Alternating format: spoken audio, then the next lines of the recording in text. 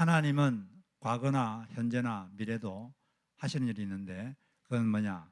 사람을 살리는 일을 하고 계십니다. 사람을 치료하고 살리는 일, 그걸 지금도 하고 계십니다.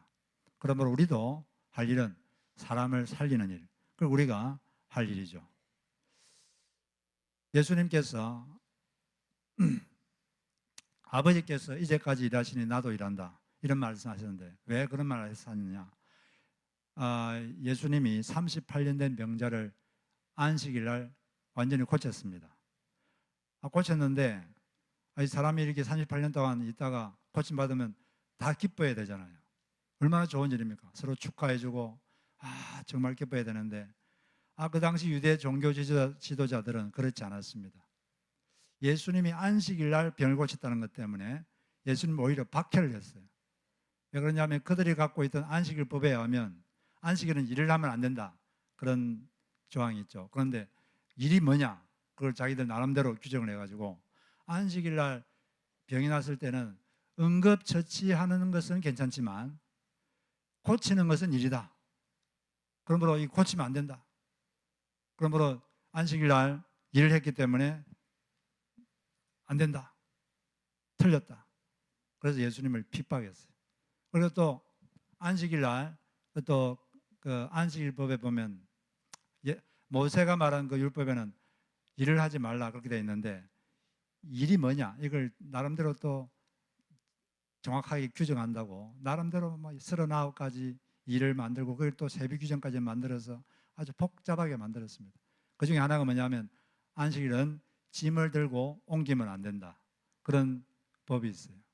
특히 자기가 잠자던 매트 이걸 절대로 옮기면 안 된다. 그러면 일이다.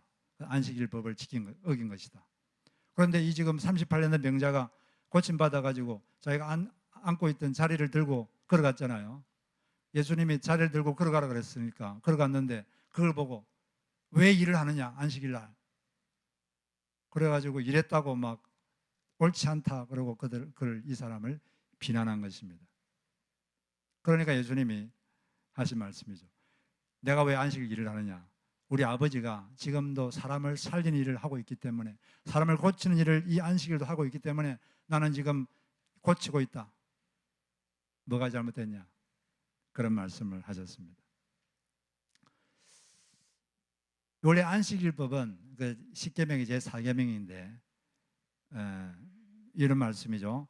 엿새 동안은 힘써 내 모든 일을 행할 것이나 일곱째 날은 내 하나님 여호와의 안식일인즉 너나 내 아들이나 내 딸이나 내 남종이나 내 여종이나 내 가축이나 내 문 안에 머무는 객이라도 아무 일도 하지 말라.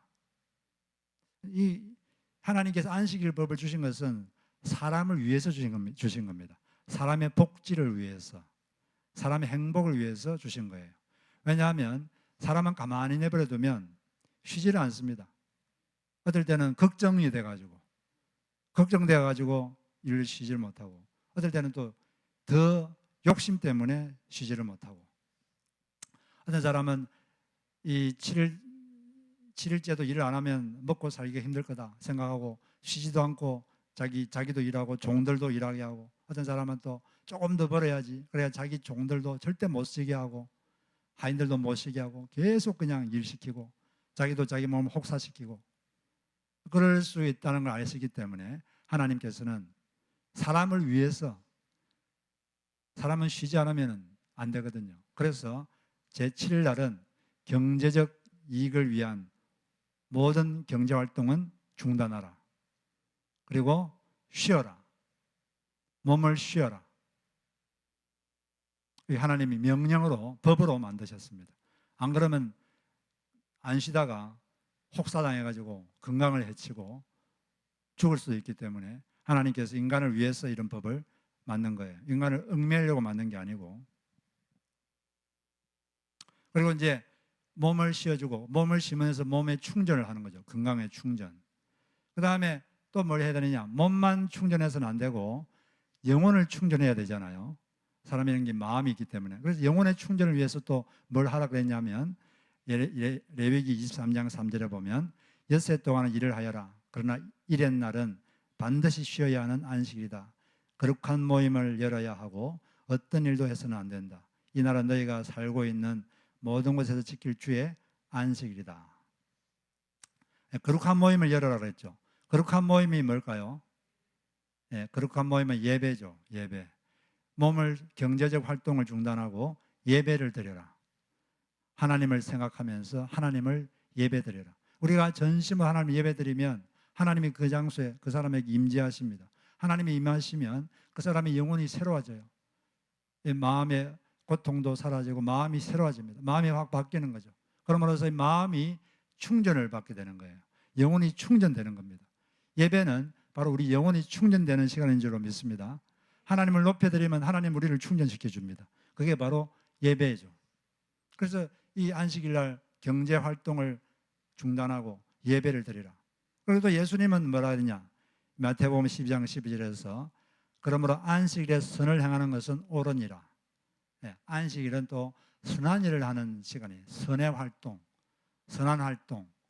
지금까지 자기를 위해서 경제 활동, 경제적 이익을 위한 활동은 중단하고 예배 활동과 선한 활동, 남을 이롭게 하는 활동, 남을 돕는 활동, 그걸 하라는 거죠. 간단하게 말하면 경제 활동을 중단하고 예배 활동과 선한 활동을 하라. 이게 바로 안식일입니다. 그런데 모든 법에는 정신이 있는 것인데 이 안식일의 법의 정신을 유대인들은 잘 모르고 이걸 가지고 그냥 일을 하지 말라 그랬는데 일이 뭔지 세세적으로 규정해야 된다. 간단한 거거든요. 사실 복잡한 게 아니거든요. 그냥 지금까지 하던 경제 활동, 경제적 이익을 위한 활동을 중단하고 그냥 쉬면서 예배드리고 다른 사람에게 좋은 일 해라. 그건데 일이 멀지 하고 온갖 이거는 일이다. 그러니까 요즘도 정통 유대인들은 엘리베이터 버튼도 안 누릅니다. 엘리베이터 버튼 누르면 이게 일이다. 그리고 이거 등도 안 켜요. 이것도 일이다. 이렇게 해가지고 좀 이상하죠, 그죠? 왜냐하면 하나님의 그 법의 정신을 모르니까 뭐든지 정신이 있는 건데 이 정신을 알면 그런 이상한 행동을 안 하는 거거든요. 사람을 위해서 이 안식일법이 있는 건데 그냥 경제활동만 중단하고 예배 드리고 또 다른 사람을 돕는 일을 하고 마음대로 하면 돼요, 그냥. 그리고 또 이들은 또 1km 이상 걸으면 일이다. 그래서 회당들도 딱 그 거리가 있어요. 그래서 뭐 그런 식으로 하고 있는데 이 모든 하나님의 법의 정신은 뭡니까? 하나님의 법의 정신, 깔린 정신이 뭘까요? 두 자로 사랑입니다. 사랑. 이 사랑을 사랑하라 이거예요. 사랑하라. 이게 하나님 모든 법과 계명과 명령의 정신입니다. 그런 계명과 이걸 준 목적은 바로 사랑하라. 이 사랑하라 이걸 조금 더 자세하게 설명해서 두 가지 계명으로 말씀하셨는데 첫째는 하나님을 사랑하라. 하나님을 온 마음으로 사랑하라. 두 번째는 너의 이웃을 사랑하라. 너의 이웃을 너 자신처럼 사랑하라. 그리고 또 이 두 가지 계명을 조금 더 자세하게 풀어서 설명한 게 뭘까요? 좀 더 쉽게 알 수 있도록 하기 위해서 이 두 계명을 좀 쉽게 설명한 게 뭘까요? 그게 십계명이죠. 십계명 1, 2, 3, 4 계명은 하나님을 어떻게 사랑할 것인가에 대한 계명이고 그다음 6계명, 5계명부터 10계명까지는 인간을 어떻게 사랑할 것인가. 그게 이제 그거죠. 그리고 또 그 외에도 성경에는 많은 하나님 법들이 있는데 법률이 있는데 그 모든 법들은 이 십계명을 조금 더 자세하게 풀어 설명한 겁니다. 어떻게 좀 더 자세하게 푸는 게 법이죠. 그러니까 모든 건 다 사랑하라. 여기 이제 그게 정신이죠. 이 정신을 모르니까 유대인들은 어떤 법은 축소 해석하고 어떤 법은 또 확대 해석해서 사람을 죽였습니다. 사람을 살리려고 하나님 법을 만들었는데 그 법으로 사람을 죽이고 자기도 죽고 그래 된 거죠. 그래서 어떤 법은 너무 축소 해석하고 어떤 법은 너무 확대 해석했어요. 축소 해석한 대표적인 법이 뭐냐? 십계명에 좀 보면은 살인하지 말라. 이 계명은 너무 축소 해석했어요. 그런데 확대 해석한 법도 있습니다. 확대한 해석한 법이 대표적인 게 이 제4계명 안식일 거룩히 지켜라. 이걸 너무 확대 해석했어요. 그러면 이 축소 해석을 어떻게 했느냐? 살인하지 말라. 살인하지 말라 이 말을 유대인들은 그냥 칼로 사람 몸을 안 죽이면 이 법을 잘 100%잘 지킨 것이다. 이렇게 생각했어요. 칼로 몸을 죽이지만 않았으면 말로 사람을 죽인 것은 아무 잘못이 없다. 칼로만 몸을 안 죽였으면 싸늘한 표정으로 사람의 마음을 죽인 것은 괜찮다. 몸을 칼로만 안 죽였으면 냉정한 이기적 행동으로 사람의 인생을 고통에 빠뜨리는 것은 아무 잘못이 없다. 이런 식으로 해석했습니다. 그래서 칼로 몸만 안 죽이면 된다고 생각했어요. 그것만 안 죽이면 말로 사람을 죽이든지 싸늘한 표정으로 죽이든지 이기적 행동으로 죽이든지 no problem. 우리는 하나님의 법을 잘 지켰다. 우리는 율법에 의로는 아무 흠이 없다. 이런 식으로 이 사람들은 해석을 했습니다. 그렇게 생각해서 아주 이기적이고 싸늘하게 행동을 한 거죠. 거기에 대해서 예수님께서 너희들이 지금 잘못 알고 있다. 살인하지 말라는 법은 그런 뜻이 아니다 하면서 예수님이 새롭게 그 진짜 뜻을 말해준 적이 있죠. 그게 바로 마태복음 5장 21절 22절에서 살인하지 말라는 이 법이 무슨 뜻인지 예수님께서 자세하게 설명을 해주셨습니다. 거기 보면 이거 세 번 읽어보면 옛 사람들에게 말하기를 살인하지 말아라. 누구든지 살인하는 사람은 재판을 받아야 할 것이다 한 것을 너희는 들었다. 그러나 나는 너희에게 말한다. 자기 형제나 자매에게 성내는 사람은 누구나 심판을 받는다. 자기 형제나 자매에게 얼간이라고 말하는 사람은 누구나 공의에 불려갈 것이요. 또 바보라고 말하는 사람은 지옥불 속에 던져질 것이다. 이게 무슨 뜻입니까? 너희들이 살인하지 말라는 법을 너무 축소해서 가고 있다. 그 법의 정신을 안다면 이게 바로 다음과 같은 뜻이다. 사람에 대해서 성내는 것이 살인이다. 너희들이 사람에 대해서 성을 했으면 너는 그 사람을 죽인 것이다. 그리고 어떤 사람에 대해서 이 사람은 얼간이라고 생각을 하고 생각한 것도 살인이고 그 생각한 것을 입으로 표현했다면 그건 살인한 것이다. 또 어떤 사람을 바보라고 생각하고 그렇게 언어로 표현했다면 너는 살인한 것이다. 이렇게 예수님께서 법을 해석하셨습니다. 그러니까 사람은 그냥 몸으로 칼로 사람을 찔러 죽이지 않았으면 이 법을 지켰다고 생각했는데 예수님은 그렇지 않았어요. 생각으로 죽이든지 또 말로 죽이든지 행동으로 죽이든지 다 죽인 것이다. 그 사람의 그게 바로 살인이다. 왜 이런 법을 주셨냐면 하나님은 사람을 사랑하시기 때문에 사람을 보호하려는 거예요.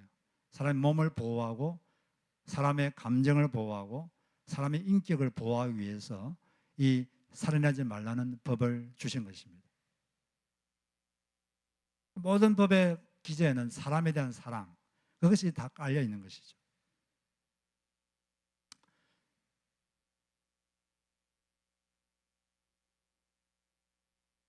그런데 안식일을 거룩하게 지키라, 이건 또 너무 확대 해석했어요. 그 법의 정신을 모르고 너무나 일하지 말라, 이걸 그냥 간단한 거거든요. 아까도 말했지만 그냥 경제적 이익을 위한 활동은 중단하고 나머지 그냥 예배 드리고 또 사람들과 어울리기도 하고 또 남을 돕기도 하고 마음대로 해라. 1km가 아니라 100km라도 가라. 사람을 돕는 일이 있으면 1000km도 갈 수 있다. 근데 뭐 이건 이런저런 해가지고 뭐 병이 나도 일요일은 안식일은 고치면 안 되고 응급처치는 괜찮은데 치료하면 일한 것이다. 그건 죄를 지은 것이다. 그리고 또 짐을 들고 옮긴 건 죄다. 그래서 자기들이 막 여러 가지 기준을 만들어 놓고 그걸 어기면은 죄인이라고 낙인을 찍었습니다. 죄인. 그러고 여기 유대인이라는 것은 유대 종교 지도자들을 말하는데 그 지도자들의 그 많은 부분이 바리새파 사람들이었어요. 사람들 그렇게 죄인이라고 낙인을 찍어가지고 그들을 무시하고 정죄하고 상종을 안 했습니다. 이 사람을 살리라고 준 법인데 그 법을 가지고 사람을 죽여버렸어요. 사람을 얽매고 옥죄고. 하나님의 그 마음, 하나님의 정신, 그걸 몰라서 그런 것이죠. 그리고 우리가 여러분들이 이 성경에 하나님의 법을 볼 때는 하나님의 성품을 좀 알아야 됩니다. 하나님은 융통성이 있는 하나님입니다. 하나님이 융통성이 있는 분이에요.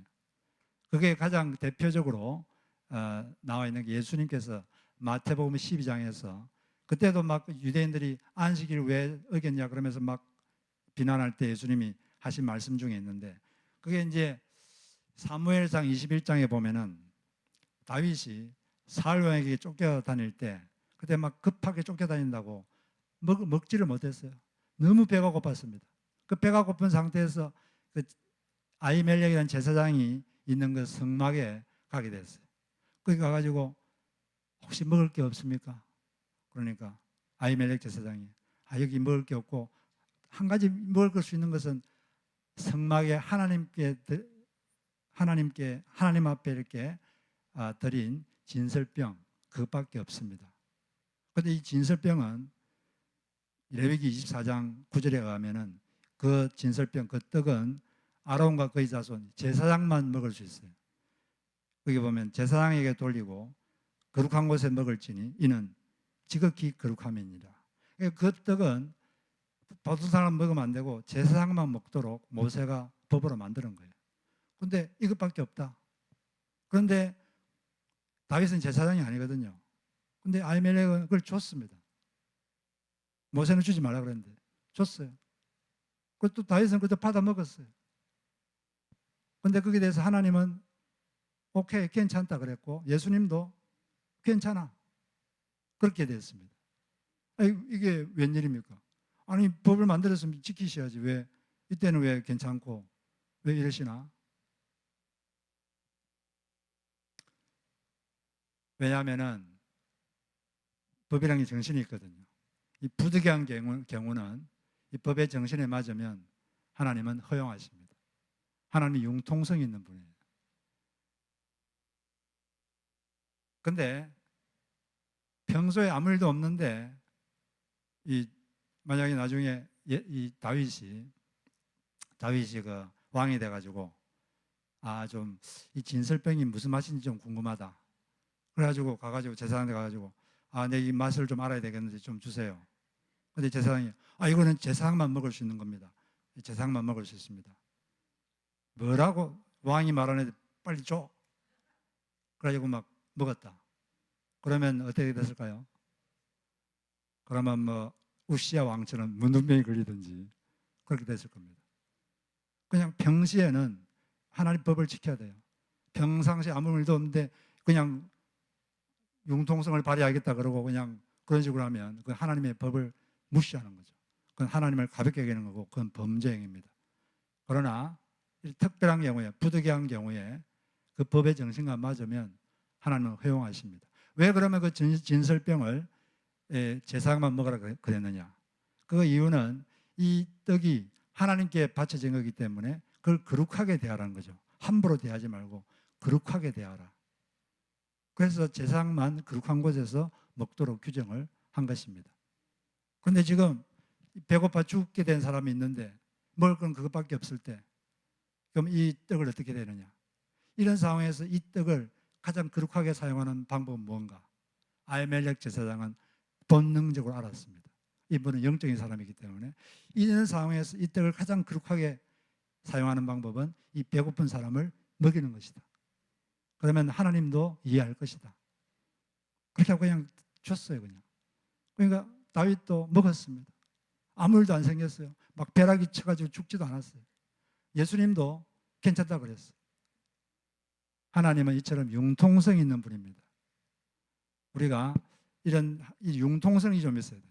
우리 종교인들이 자칫 잘못하면 뜻은 좋은데 너무 이렇게 융통성이 없어가지고 스스로를 너무 막 얽어매고 남을 얽어매고 그럴 좀 위험이 있기 때문에 그래서 우리가 이런 마태복음 12장에 예수님이 하신 말씀 마태복음 12장 3절에 보면 다윗과 그 일행이 굶주렸을 때 다윗이 어떻게 했는지를 너희는 읽어보지 못하였느냐.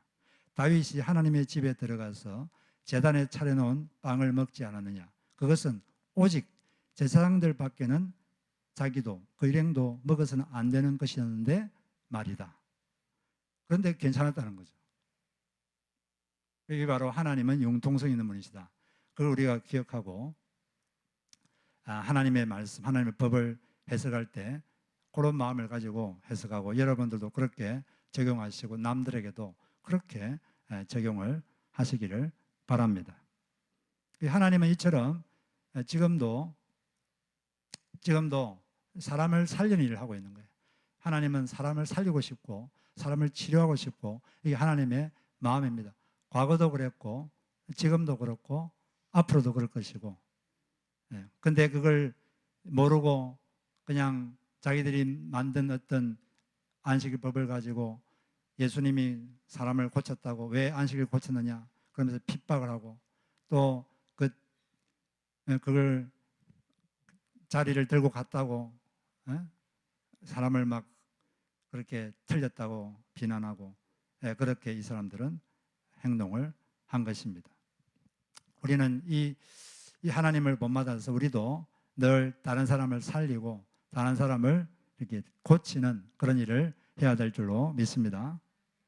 하나님은 지금도 우리가 어떤 사람이 하나님을 믿고 기도하면서 뭘 하면 지금도 고치시고 지금도 살리고 계십니다. 제가 읽었던 간증 중에 어떤 그랜 커닝햄이라는 사람이 있는데 이 1910년도에 7살 때 학교 난로에 등유를 넣고 석탄에 불을 붙여야 되는데 누가 등유통에다가 가솔린을 넣어놨어요. 가솔린을 붓고 불을 붙이니까 폭발해가지고 같이 있던 형님은 죽었습니다. 며칠 있다가 죽어버리고 이 사람은 이 양쪽 다리 무릎부터 살이 다 타버렸어요. 그리고 발등도 왼쪽이 다 타버리고 완전히 발등이 완전히 망가져 버렸어요. 그래서 의사는 감염 때문에 발을 잘라야 된다 그랬어요. 이 두 개를 다리를 잘라야 된다. 그리고 만약 안 잘라도 평생 마비가 돼서 발을 쓸 수가 없다. 이렇게 불구자로 살 수밖에 없다. 그렇게 말했습니다. 그리고 어떤 날 어머니의 친구가 병문안 와가지고 어머니에게 하는 말을 들었어요. 그냥 당신 아들이 장애자로 살 수밖에 없다는 걸 받아들이세요. 그런 말을 얘가 들었는데 제가 그 들으면서 마음속에 다짐을 했습니다. 나는 그럴 것이다. 나는 그럴 것이다. I will walk. 나는 그럴 것이다. 그런 거듭 다짐했습니다. 그리고 그 다짐을 듣고 어머니는 다리를 자르지 않기로 결정했습니다. 근데 이 소년은 예수님을 믿고 있었습니다. 그때부터 부모님은 그 아이 다리를 매일 기도를 했어요. 매일 기도를 했습니다. 이 아이 다리를 마사지하면서 매일 기도를 했어요. 그리고 어느 날 휠체어를 타고 그 야드로 갔는데 그가 휠체어에서 내려가지고 엉엉엉 기어가지고 담장까지 갔습니다.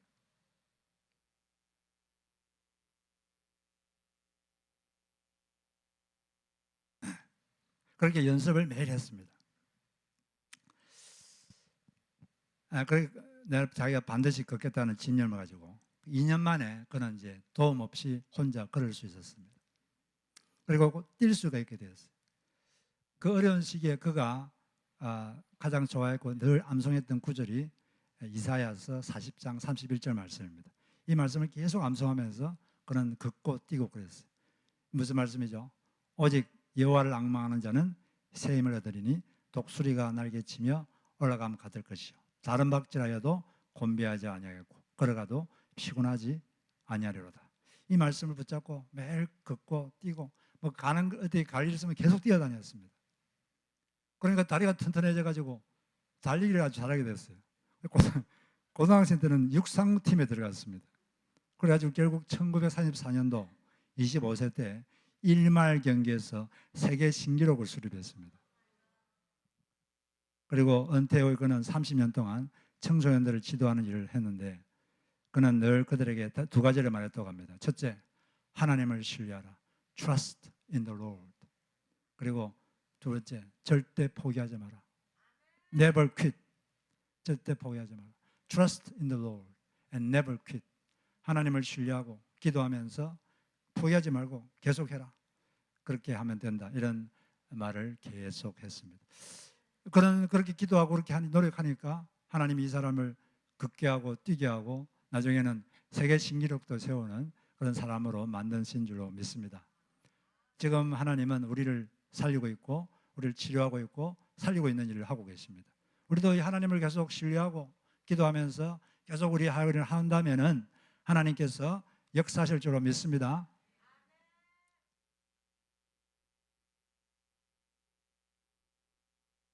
그래서 우리도 하나님 이런 일을 하고 있기 때문에 우리도 우리가 할 일은 우리 평생 할 일은 무슨 일을 하며 살아야 되겠습니까? 우리도 이제 하나님이 그 일을 하듯이 우리도 할 일은 사람을 치료하고 사람을 살리는 일, 이게 바로 우리가 해야 될 일인 줄로 믿습니다. 그래서 우리도 사람이 살다 보면 우리도 나름대로 생각의 틀이 있고 어떤 기준이 있는 거거든요. 근데 이거 생각의 틀과 기준을 다른 사람에게 적용했을 때 사람이 살아야 되는데 살지를 않고 자꾸 시름시름 앓거나 자꾸 죽고 막 이러면은 혹시 자신이 우리가 갖고 있는 기준이나 생각의 틀이 혹시 잘못되지 않았는가? 혹시 문제가 있지 않은가? 그걸 우리는 생각을 해봐야 됩니다. 아니면은 이 적용하는 방식이 혹시 좀 잘못되지 않았는가? 그걸 우리가 생각을 해봐야 돼요. 이 유대인들은 그들이 갖고 있는 생각의 틀, 그들이 가지고 있는 기준을 가지고 이게 옳다고 생각하고 그걸 가지고 이 병자한테도 너는 틀렸어. 왜 자리를 들고 걸어가? 안식일 날. 사람 고친 예수님 보고도 당신 틀렸어. 그러면 안 돼. 그러고 막 핍박하고 그랬던 것이죠. 우리가 알고 있는 기준이나 어떤 틀이 사람을 살리는가 아니면 죽이는가, 그걸 질문해 봐야 됩니다. 근데 그 결과가 자꾸 죽이고 있으면 자기의 틀이나 기준을 고쳐야 돼요. 폐기시키든지 아니면 적용 방식을 좀 바꾸든지 적용 방식을 사랑으로, 좀 더 사랑으로 하든지, 그렇게 되면 사람들이 살아나게 되는 것입니다. 이 세상에 있는 모든 법들은 다 사람을 자유롭게 하려고 주어진 거예요. 법이란 게 사람을 자유를 주려고 한 겁니다. 우리가 거리에 나가면 교통법규가 있죠. 거리 나가면 차도 있고 사람도 있고 신호등도 있는데 왜 이런 게 있는 겁니까? 그걸 지켜야지 자유로워져요.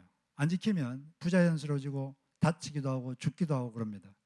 제가 옛날에 한 35년 전에 부산 외곽 지역에 버스를 타고 간 적이 있었는데 그게 좀 차들이 좀 붐볐습니다. 어떤 사거리를 통과하는데 이 차들이 신호등을 지키질 않아요. 서로 먼저 가겠다고 막 그냥 그러다 보니까 중간에서 차들이 얽혔어요. 그냥 중간에서 엉켜가지고 그래도 먼저 가겠다고 막 양보도 안 하고 가겠다고 전진을 안 하는 거예요. 가운데 엉켜가지고.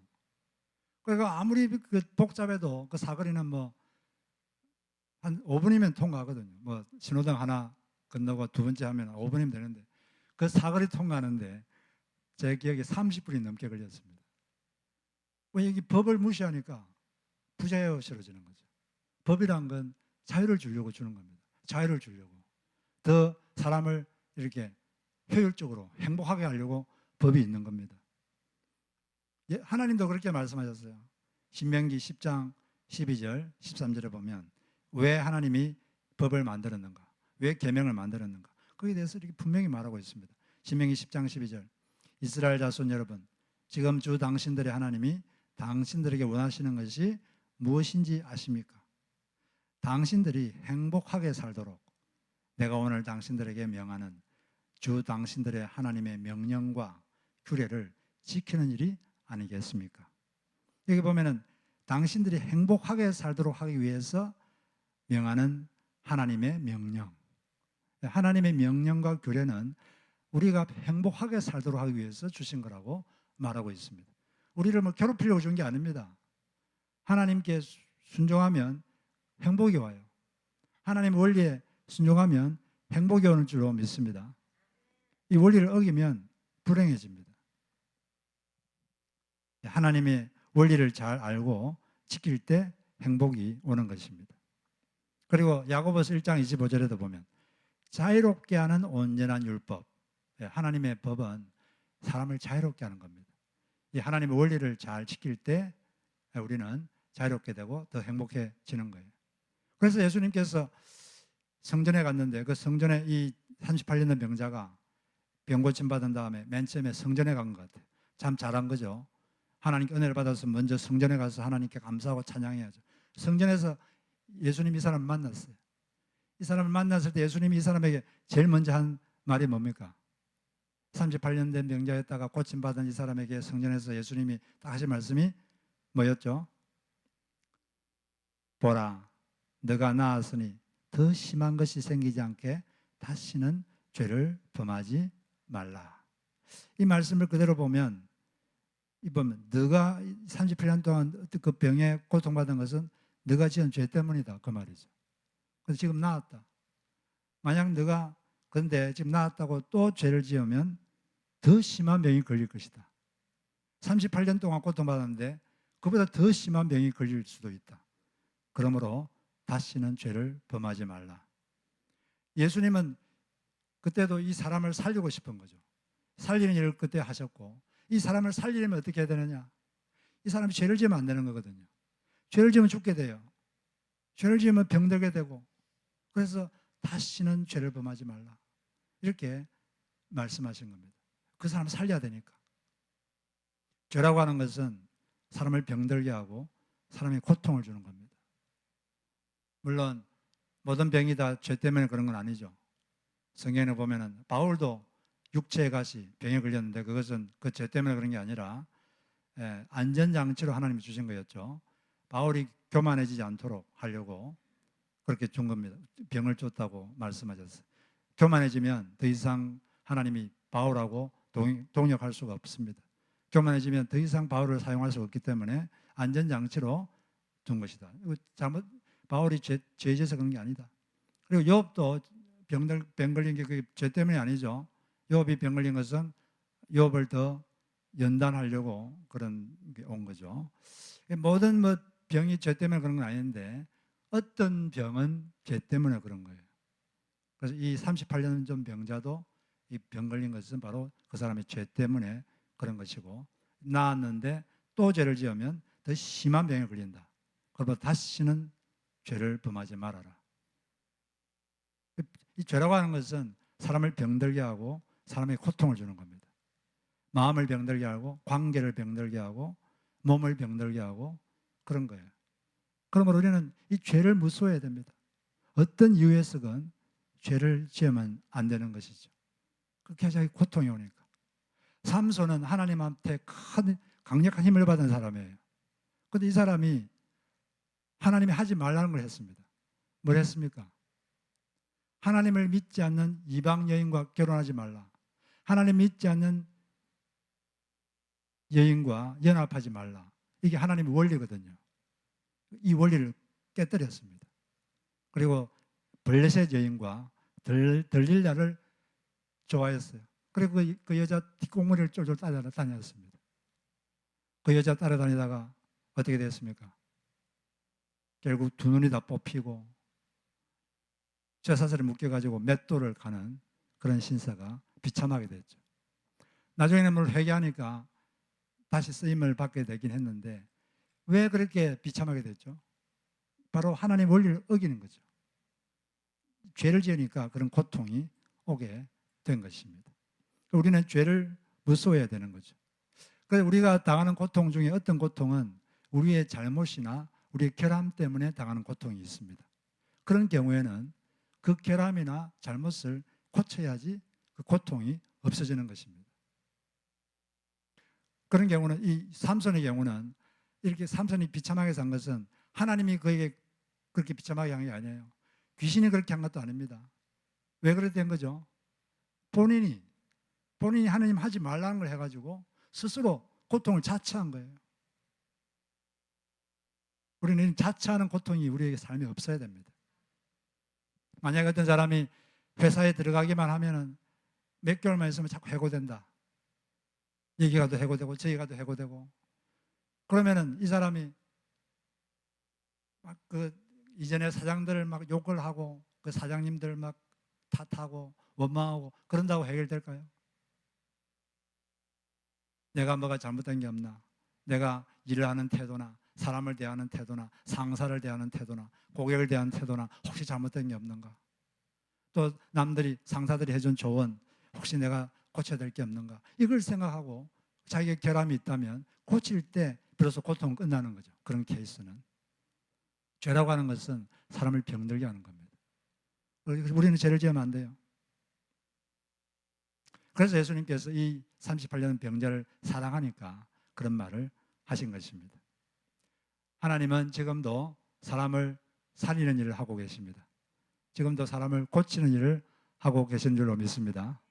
그때도 과거도 그렇고 현재도 그렇고 앞으로도 그렇게 하실 것이고, 우리는 이 하나님의 마음을 알고 하나님의 이 법 계명을 해석할 때 하나님의 그 사랑의 마음으로 해석을 해야 되고, 우리도 다른 사람을 볼 때 사랑의 마음으로 그런 적용을 해야 되고, 그렇게 됩니다. 그리고 또 이 죄라고 하는 것이 우리를 죽이기 때문에, 우리를 자꾸 죽이고 고통을 주기 때문에 우리는 우리가 할 수 있는 이 죄를 무서워하고 멀리하고 의로운 삶을 살 때 우리 삶이 더 행복해지고 하나님의 생명력이 더 충만할 줄로 믿습니다.